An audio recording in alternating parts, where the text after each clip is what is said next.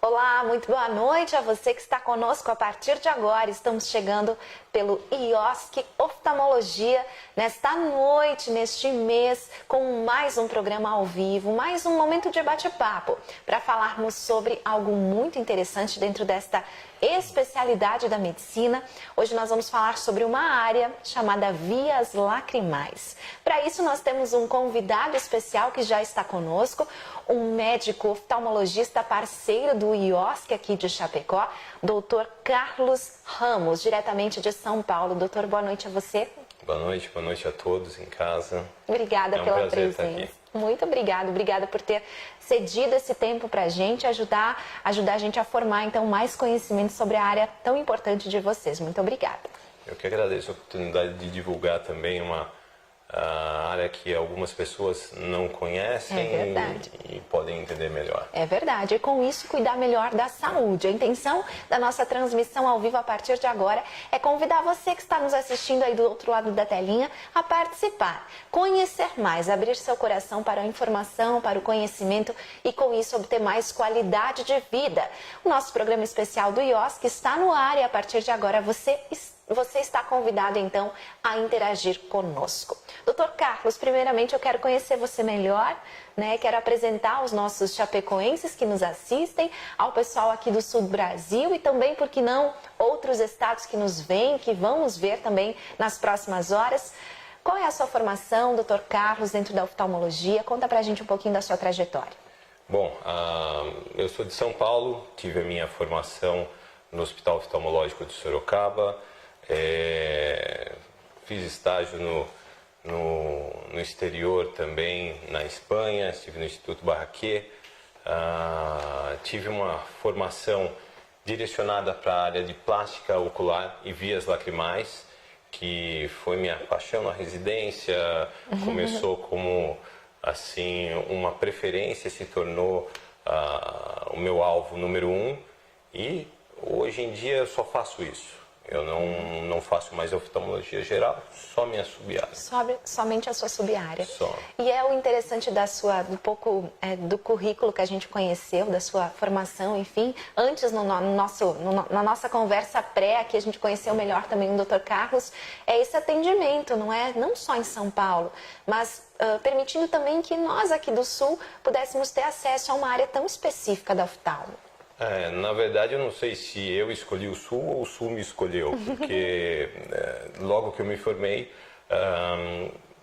eu trabalho em São Paulo até hoje, tenho meu consultório em São Paulo, mas comecei a operar em todo o território nacional e escolhi vir para cá, Rio Grande do Sul e Santa Catarina, que é onde eu estou, e São Paulo, né, que eu me fixei, e foi uma felicidade receber o convite do Dr. Sandrin para esse projeto grandioso que é o IOSC, e um prazer e uma honra poder trazer a minha subespecialidade para cá e trabalhar com ela. Muito legal, que bom que o doutor está conosco nessa história que está começando, né? A gente não tem falado muito aqui desse projeto, mas o IOSC nasceu recentemente, né? Ainda está aí nos primeiros meses de atuação, mas são 25 anos de história de dois grandes médicos, que é o Dr. Luciano, oftalmologista, parceiro do Dr. Carlos, e também da doutora Leda, que esteve com a gente nas últimas transmissões, que é alergista. É uma história bacana e que também é tão interessante assim, uma história aí de 2 décadas e meia, porque ela envolve outros médicos parceiros, claro. Não é? E o IOSC tem esse objetivo, na área da oftalmologia, atender todas as subespecialidades, proporcionando à população aqui da região oeste do estado, principalmente do norte do Rio Grande do Sul e sul do Paraná, todo esse acesso às diferentes subespecialidades da oftalmologia. E como o Dr. Carlos falou, a subespecialidade dele, com o atendimento aqui no IOSC, inclusive, doutor, hoje você passou o dia todo em atendimento aqui, a pacientes de Chapecó, não foi? Sim, e região. É a parte de plástica ocular e vias lacrimais. Doutor, por que você escolheu e sugeriu o tema de vias lacrimais para a gente debater hoje ao vivo? Porque, na verdade, é um tema que ele não é tão exposto na mídia, né? A plástica ocular já é mais conhecida, principalmente as cirurgias estéticas, né? Mais a blefaroplastia. Agora, a via lacrimal, que é uma área que tem uma abrangência enorme, não é tão divulgado. E é interessante a gente conversar sobre como ela é formada,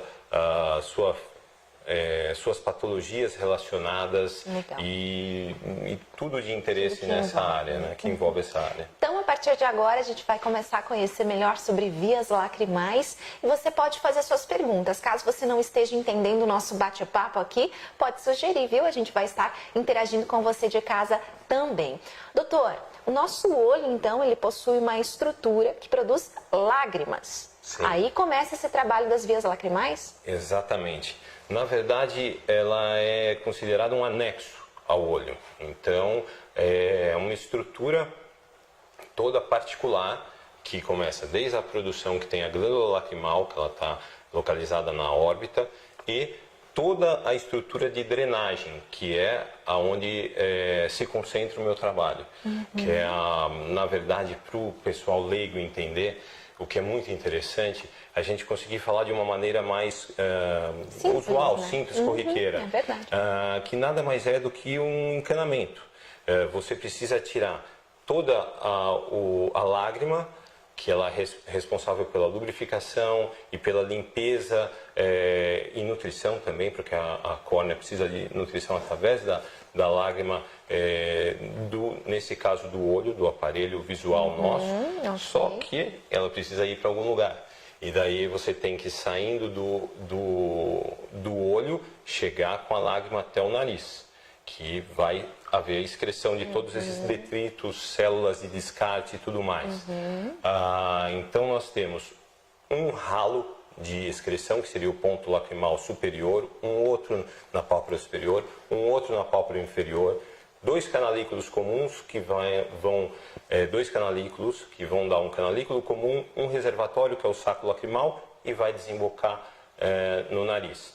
E vai haver excreção, por isso ele também faz parte da formação das crostas nasais, vem disso também. E tudo isso acontece nessa região do rosto, doutor? Tudo isso na região enorme de 30 milímetros, 3 centímetros, é isso, que abrange toda essa confusão que a gente está falando. Muito bem, muito bem. E essas vias, o ideal é que, claro, assim como todo o nosso corpo, funcionem normalmente. Sim. Né? O problema está quando não funciona.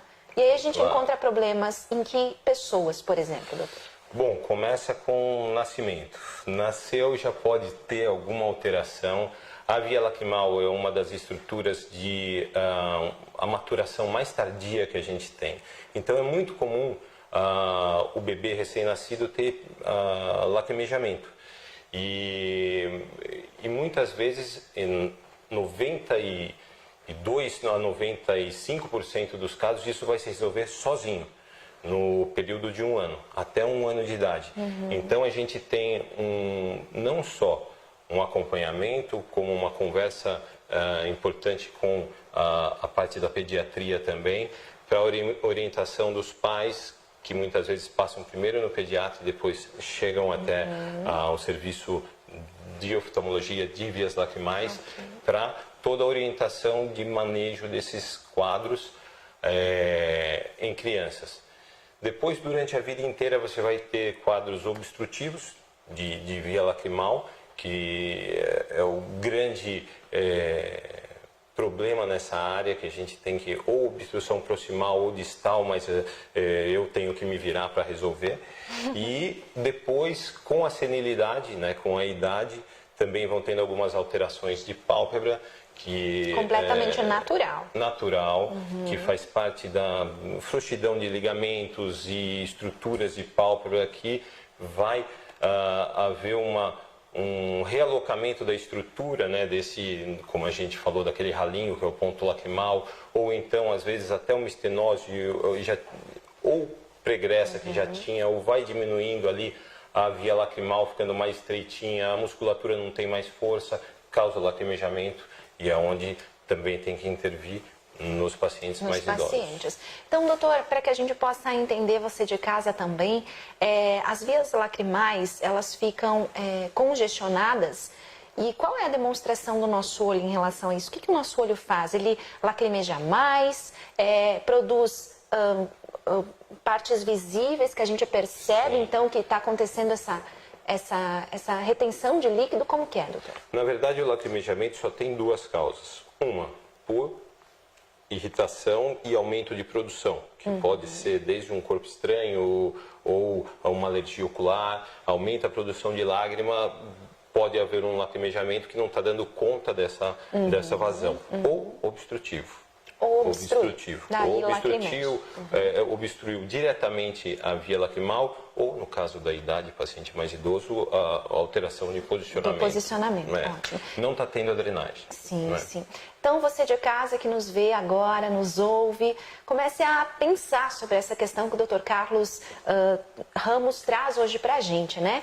Se você tem isso, enfim, você com certeza já se sentiu incomodado, porque quem tem, doutor, tem um incômodo muito grande. Sim. É impossível não perceber, é isso? Na verdade, ela é uma patologia de incômodo, né? De sintoma. A pessoa se sente incomodada o tempo inteiro, secando o rosto, lacrimejando, acaba assando a região de tegumento, né? Da pele próxima ao olho. Então, fica em períodos assim de mais com frio, vento, mais ainda que lacrimeja tem incômodo. Então é uma patologia que realmente traz o paciente para procurar uma ajuda. Muito bem. Uma resolução. E desde que procure, tem tratamento, doutor? Tem, dá um jeito, dá um jeitinho.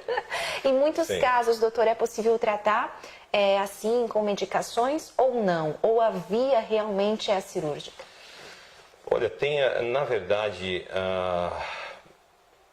meio a meio, né? Existe uma porcentagem que você resolve, no caso das crianças, é muito comum você resolver com sondagem, que é um procedimento minimamente invasivo em que você consegue liberar ou uma válvula, ou uma membrana que tem ali no caminho da via lacrimal. Existem algumas, uma patologia, por exemplo, a canaliculite, que é a inflamação ali da região do canalículo, que também você vai tratar com medicação, e é obstrutiva, mas você trata com medicação, e se for o caso, faz uma exploração cirúrgica do canalículo, mas muitas vezes é cirúrgico. E daí você tem que fazer recanalizar essa via, por isso da comparação com o encanamento. Encontrar, realmente, fazer com que esse lugar, né, de escoamento aconteça. Exato, é isso. Muito bem. Perfeito. Vias lacrimais é o nosso tema em debate nesta noite ao vivo. Quero agradecer a todos que estão conectados com a gente. A Marilda, a Rúbia, a Junildes, a Janice, a Luísa, a Cassiane, a Regiane, o Luiz Henrique. Então, hoje nós não temos apenas mulheres na nossa live. E a gente está conhecendo mais com esse médico que é paulista e atende aqui no nosso IOSC, parceiro do Dr. Luciano na área de oftalmologia, abraçando uma outra área, como a gente falou no começo, a área então de vias lacrimais e cirurgia plástica ocular. Muito Sim. bem. Doutor, e a cirurgia das vias lacrimais? Para que as mães que estão nos assistindo se identificam aí nas crianças, né, nos bebês, enfim. Você mesmo comentou, né, que teve um caso na sua família de que... Minha filha. Minha filha, olhando minha filha lacrimejando, meu filho não teve problema nenhum. Minha filha achei que não teria também, mas lacrimejou até próximo de 1 ano. Eu só seguindo a massagem, mas com aquela pulguinha. Eu falei, o CRM positivo vai falar mais sério, mais alto, mas não foi. Graças a Deus a massagem foi o suficiente, mas qualquer criança, na verdade, a gente observa, se tiver lacrimejamento ou uma secreção maior, vale a pena você passar no oftalmologista, ele vai te orientar direitinho. Se for o caso, às vezes entra com uma medicação para diminuir essa secreção, se necessário, acompanha e...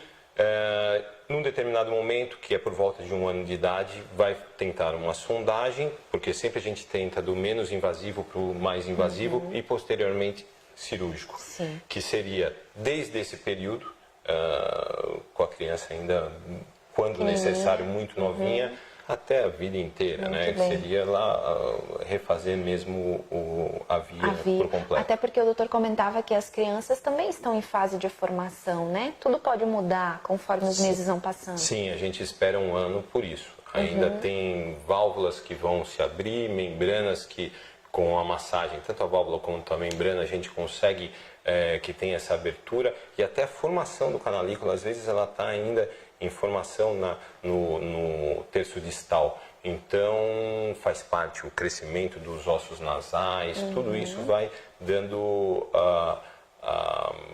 o substrato aí para desenvolver e o problema se resolve naturalmente. Muito bem. Doutor, e essa massagem? É uma massagem possível de se fazer em casa pelos próprios pais? Sim, é sempre. A gente ensina como faz a massagem na criança. Sempre importante frisar, a gente sempre brinca, não é carinho, é massagem. Porque muita mãe tem dó e faz como se fosse um carinho na criança, mas não.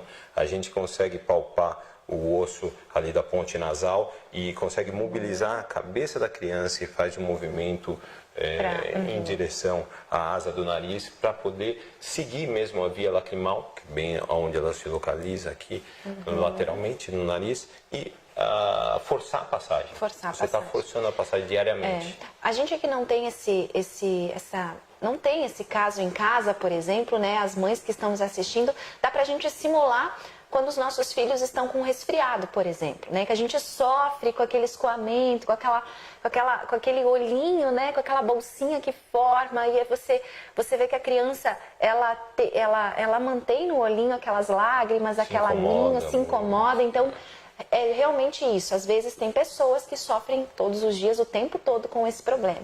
Exatamente. É aí que nosso oftalmologista pode ajudar. É só chamar. É só chamar. Doutor Carlos, essa questão importante de acesso ao oftalmologista. Mesmo que o oftalmologista não tenha essa sub-área, por exemplo, sim, a partir do momento que uma mãe, ou enfim, uma filha que percebeu no seu pai, na sua mãe, nos seus avós, nos idosos, esse problema, um oftalmologista pode dar as primeiras instruções. Sem dúvida nenhuma. Todo colega da sua cidade vai estar habilitado a conduzir o quadro a princípio, com toda certeza. E geralmente os pacientes, boa parte chegam aos serviços que eu trabalho referenciado, ou seja, um colega que me encaminha. E daí geralmente já é quando o caso está me incomodando um pouquinho a mais. Muito bem. Doutor, você falava também pra gente sobre a estrutura da nossa lágrima, né? Para que as pessoas possam entender. E até essa relação da utilização do colírio, no caso das vias lacrimais, quando há problemas ou não, ou no próprio dia a dia. A nossa lágrima produz, além de água, o que mais, doutor? Aproveitando que a gente está falando em saúde, não usar colírio nenhum que não seja lágrima artificial. Só isso é um ponto que todo oftalmologista bate nisso, e tem que ser. Tem que ser lágrima artificial. É a única que venda sem receituário médico, que é a única que pode vender. Graças a Deus agora tem um controle maior, que antes era... e que inclusive fazem mal, né? Sim, os outros colírios provocam as doenças. Exatamente. Isso aí. Em glaucoma, por exemplo. Glaucoma a gente vai falar daqui a pouco. Daqui a pouco. Mas o que a gente até estava conversando sobre a lágrima, uma coisa que é muito interessante é que todos esses quadros que a gente vem falando que causam lacrimejamento, toda vez que antes de se tomar uma atitude resolutiva, chegar até o oftalmologista, é interessante você usar a lágrima artificial, porque você vai repor uma lágrima que o nosso corpo não consegue repor ela adequadamente, que ela é formada de água, um lipídio, gordura e mucina, muco. Então vai ser viscosa, e como é a nossa saliva. Não tanto, mas é viscosa também. E quando você tem a perda dessa lágrima, para você repor os outros componentes é mais difícil, consegue mais repor somente água. E daí gera uma lágrima ruim que vai continuar essa cascata do lacrimejamento. É verdade. Então, se a gente tem o lacrimejamento indicado realmente, mas já está produzindo muita lágrima, vou colocar colírio ainda, parece né? um contrassenso, mas não verdade. é. O doutor explicou para nós que não é justamente o efeito contrário, né? Vai ajudar a parar esse lacrimejamento. Usa e procura o oftalmologista para resolver a causa. Pode ser uma causa simples, mas que se torna crônica, pode levar a uma obstrução, aí acaba chegando até mim como uma cirurgia desnecessariamente. Poderia ter sido resolvido mais fácil, facilmente, lógico. Sempre do menos invasivo para o mais invasivo, embora eu goste da cirurgia, mas sempre do menos para o mais. Doutor, inclusive, nessa vinda hoje a Chapecó, você fez cirurgias, talvez aqui na região ontem? Eu fiz hoje de manhã 3, uma de vias lacrimais e 2 de plástica. E ontem também tinha feito, enfim, sempre quando eu venho na minha Semana Santa Catarina, eu faço toda a minha parte clínica e cirúrgica. Muito legal, que bom que a gente tem a oportunidade de ter médicos conceituados e renomados aqui na nossa região, né? Qualidade em saúde, é muito legal. Pessoal, então nós estamos ao vivo pelo IOSC e antes que a gente encerre esse assunto, já que as perguntas, né? O pessoal tá tímido hoje, acho que vias lacrimais, aí o pessoal não conhecia tão bem essa subárea, mas com certeza a gente deixa o canal aberto para que todos que quiserem perguntar, podem até mandar informações aí no inbox, no direct do Instagram do IOSC, que o doutor vai estar disponível para responder. Doutor, sobre essa questão dos olhos, né? Além dos idosos, porque quando a gente começa a envelhecer um pouquinho, a gente já percebe algumas mudanças no nosso olho, não só as lágrimas, né? Mas tem a parte das pálpebras também, tudo muda, não é? É feito algo para que essas pálpebras também, elas fiquem melhores nos nossos olhos? Conta pra gente se há essa reconstrução. Partindo de onde a gente estava na via lacrimal, com a idade já começa a ter a falha no mecanismo de bomba, que é a drenagem da via lacrimal, que é por peristaltismo, né? Vai como todo tubo do corpo, precisa da musculatura forte ali para fazer a ordenha. A pálpebra vai tendo uma alteração desde a parte que começa no tegumento, né? Na pele, vai tendo alteração de colágeno, vai tendo alteração estrutural da pele, aí vai passando para tendões, a parte muscular, tudo vai tendo uma certa ação da gravidade, do uso, e vai tendo do envelhecimento, enfim, vai tendo uma laxidão, vai tendo aí uma frouxidão local. Na verdade, não existe muito como ter uma prevenção do envelhecimento. É uma coisa, uns têm uma genética que ajuda, outros não. A gente pode tentar ao máximo aí evitar fatores agressivos, sol. Fumo. E aproximar a vida saudável, né? Ter uma boa alimentação, tudo isso que todo mundo está cansado de fazer e não faz, não faz exatamente verdade, assim. É verdade. É por aí que você vai ter uma longevidade melhor das suas estruturas palpebrais. Mas, com o passar do tempo, muitas vezes a gente tem que fazer uma intervenção, na maioria das vezes cirúrgica, né? Sim, sim. E dá para melhorar tudo, doutor, na parte dos olhos? Como é que é? Sim, a gente começa com a parte das patologias. Nesse processo de envelhecimento, você pode ter um enfraquecimento que torne a pálpebra fique exposta para fora, o ectrópio, ela pode soltar uma musculatura que a outra tem uma força maior. Entrópio, ela vira para dentro. A gente tem alterações ciliares, assim como a pele tem alteração com envelhecimento, os anexos da pele também, como glândulas e cílios, né? E também passível de correção. Tumores de pele, eu nem vou falar, aqui na região tem muita gente que trabalhou em zona rural, a incidência é altíssima, então muitas cirurgias de reconstrução palpebral, tumores grandes, tumores que demoram muito a chegar, por isso a gente sempre fala, qualquer lesão ocular ou em pele, com crescimento anômalo, abrupto ou anômalo, está notando que está crescendo, borda irregular e pigmentação ou não, mas pigmentação é um dos fatores. Procure sempre um médico. Um médico. Muito Sim. bem, muito bem. É mais uma oportunidade, não é? Para que a gente possa saber que existe aqui na nossa região, então, essa questão da plástica ocular, né? E que tem a ver com as patologias, mas também tem a questão estética. Tem a parte gostosa, que é a parte estética, que a gente aí é uma adequação, na verdade, da estrutura palpebral, né? Visando a melhor função palpebral, ela acaba sendo um pouco funcional também e respeitando os limites da pálpebra, que é muito importante para não se cometer excessos. E são cirurgias, legal, doutor, e são cirurgias rápidas? Até mesmo essas da plástica, a recuperação, ou demora um pouquinho? Todas as cirurgias, tanto plástica como vias lacrimais, elas são de pequeno e médio porte, day hospital, hospital dia.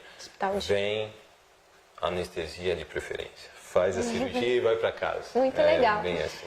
Então aqui no IOSC, né, agora daqui a alguns dias nós vamos ter também essa nova janela de oportunidade, que é o Hospital Dia, né? Então as cirurgias vão poder ser feitas aqui, não é, doutor? Sim. E esse atendimento completo aqui no nosso Hospital Dia do IOSC, uma grande oportunidade também a todos nós. Mas essa novidade a gente conta com o tempo. Temos uma pergunta, doutor. Tá. Boa noite. Tem como prevenir para não termos esse problema de vias lacrimais?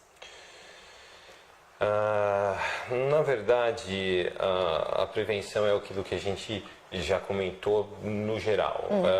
Não tem alguma conduta que você tenha específica para ter uma prevenção contra uma obstrução de via lacrimal. Se você tem, por exemplo, um quadro de uma inflamação crônica em região de pálpebra, que a gente chama de blefarite, é sempre bom ter uma atenção com via lacrimal. Mas ela é uma patologia que você deve se preocupar em identificar o sintoma e não na prevenção. Ela não tem uma prevenção específica. Muito bem, muito bem. Doutor, nessas suas duas áreas falamos o necessário, o importante para que as pessoas se sintam bem informadas? Sim, eu acho, creio que a gente conseguiu ter uma abrangência importante. As dúvidas aparecem e podem entrar em contato aqui com o serviço. A gente tem o prazer aqui de trabalhar num local em que tem todas as especialidades. A gente consegue discutir casos e resolver problemas. Então, entre em contato com a gente e com certeza você vai ser direcionado e a gente vai resolver. Ai, que bom, é verdade, é verdade. Doutor, mas antes que a gente encerre, eu gostaria de destacar aqui que nós temos uma data muito importante para a oftalmologia nesse mês agora, né? Nesse mês que nós estamos passando de maio. Inclusive, o IOSC fez uma postagem aqui há poucos dias na nossa fanpage sobre Maio Verde. Essa é uma memória, enfim, uma data criada, um mês criado para que a gente possa combater aí o glaucoma. Doutor, não é a sua especialidade, né? Mas como oftalmologista, o que você tem a dizer para as pessoas em relação a essa conscientização? Importantíssimo, né? Porque o glaucoma ela é uma das principais causas de cegueira no mundo e uma luta constante. E foi pego uma carona aí na mídia com Outubro Rosa, Novembro Azul, que a gente estava falando do... Agora é o Maio Verde. Maio Verde. E a ideia é chamar atenção para pessoas que tenham glaucoma na família ou que já tenham algum histórico de pressão ocular alterada, ou mesmo que nunca fizeram um check-up. É interessante aproveitar não só o check-up hoje em dia, quando a gente procura um serviço, um oftalmologista, para ver a parte refrativa, que são a questão de uma lente corretiva, óculos. Ele já aproveita no exame geral, ele já vai ver toda a parte de superfície ocular e anexos, que daí entra, se tiver algum problema, acaba chegando na minha área. E vai aferir, vai medir a sua pressão ocular, que é o mais importante para a gente, e depois, se tiver alguma alteração, a partir daí uma relação enorme de exames e medidas preventivas e medicações e todo o arsenal que nós temos em mãos para combater o glaucoma. Isso aí, sim. combater o glaucoma, uma das causas mais irreversíveis de cegueira, né? E ainda muito comum, né? Apesar de a gente ter tanta informação, ainda tão comum entre as pessoas. É importante frisar isso, irreversível. O dano que foi causado, o glaucoma, ele vai afetar o nervo óptico. O que ele lesar no nervo óptico está lesado, não volta atrás. É como uma lesão, o nervo óptico é imaginar uma lesão medular. É como aquela pessoa que tem um acidente, uma secção e vai parar de caminhar. É célula nervosa, ela não vai se regenerar. Então, o que perdeu de campo de visão, que ele vai perdendo lateralmente, perdeu. Vai até chegar tubular, ele vai ver como se estivesse olhando por dentro de um canudinho até se perder tudo. Nossa. Esse é o glaucoma, o bandido do glaucoma. Ai. Doutor Luciano Sandrin que o diga, né? Já nos explicou aqui ao vivo sobre isso também. E agora, aproveitando a oportunidade dessa nossa entrevista do mês, não poderia deixar de pedir orientações ao nosso oftalmologista, porque além de tudo ele é oftalmologista, além de especialista em vias lacrimais e também plástica ocular, ele é oftalmo. Muito bem, doutor. Então, para que todos saibam, pessoal, dia 26 desse mês é o Dia Mundial de Combate ao Glaucoma, ok? Então, o IOSC está engajado nessa campanha e convida você a fazer uma consulta de rotina, sim, né? Não é? Mulheres vão ao ginecologista, homens também procuram sempre um médico especialista. E a parte do nosso olho, quem é que cuida? Então, a gente tem que realmente cuidar, não só quando dá problema, mas ter essas consultas de rotina para que a gente possa evitar problemas tão graves como o glaucoma. Doutor, só posso lhe agradecer por essa disponibilidade, ter adiado seu voo de volta para casa, vai somente amanhã. Obrigada por ter segurado aí essa data especial para conversar ao vivo com a gente aqui. Tá, eu que agradeço a oportunidade. A Flávia, o Lucas e a Luísa entendem que foi por uma ótima causa e foi um prazer conversar com vocês. Estou à disposição. Ótimo. Qualquer dúvida, pode mandar que a gente esclarece. Só elogios aqui, doutor. Parabéns pela ótima explanação. Muito legal. Obrigada mesmo, doutor. Esse é o doutor Carlos Ricardo de Camargo Ramos, oftalmologista, especialista em vias lacrimais e plástica ocular, atende no IOSC aqui em Chapecó. Pessoal, obrigada pela audiência, pelo carinho. A gente volta ainda esse mês com mais uma transmissão ao vivo e acompanhe o nosso Facebook do IOSC, porque a gente sempre tem novidades, dicas e informações para você cuidar melhor tanto da parte dos seus olhos, da sua visão, quanto também aí de toda a área da alergia e imunologia, que é a especialidade da doutora Leda. E em breve teremos aqui o Hospital Dia do nosso IOSC também. Uma grande conquista. Boa noite a todos, voltamos em breve, fique com a gente pelo Facebook sempre que puder. Boa semana, bom restinho de semana e bom final de semana.